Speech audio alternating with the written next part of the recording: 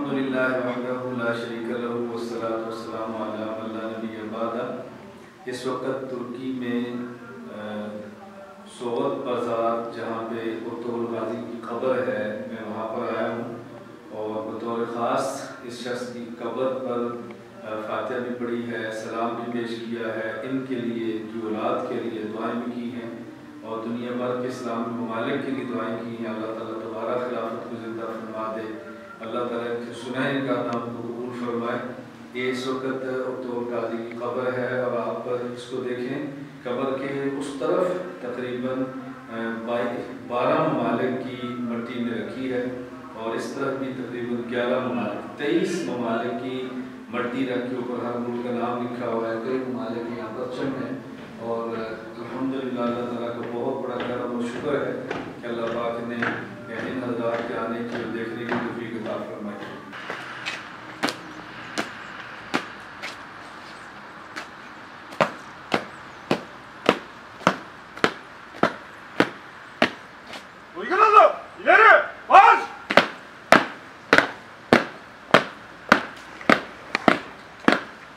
دیکھیے اس وقت آپ دیکھ رہے ہیں یہ ارطغرل غازی رحمہ اللہ کی قبر ہے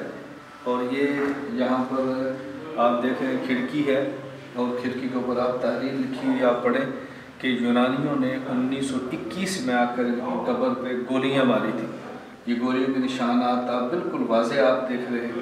اسی طرح یہ اس طرف دیکھیں، یہ کھڑکی ہے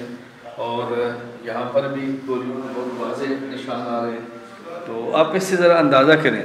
میرا مقصد صرف آپ کو بتانے کا یہ ہے کہ یہ مرد قلندر اور یہ بڑے بڑے نامور خلفاء جن کے ساتھ ہم محبت کرتے ہیں، کفر کو ان سے کتنی تکلیف ہے کہ موت کے بعد ان کی قبروں پر بھی آ کر انہوں نے گولیوں کی بچھا کی ہے۔ تو ان حضرات کی قبور پر آنے کا مقصد ہرگز یہ نہیں ہے کوئی قبور کا سجدہ ہے یا قبور کا طواف ہے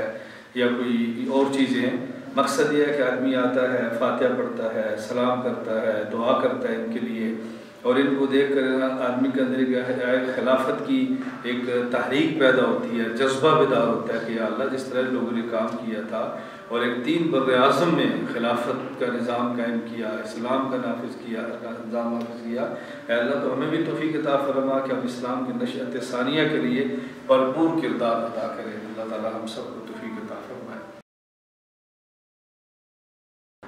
First person to take breakfast was Jay. I know because in the morning I go very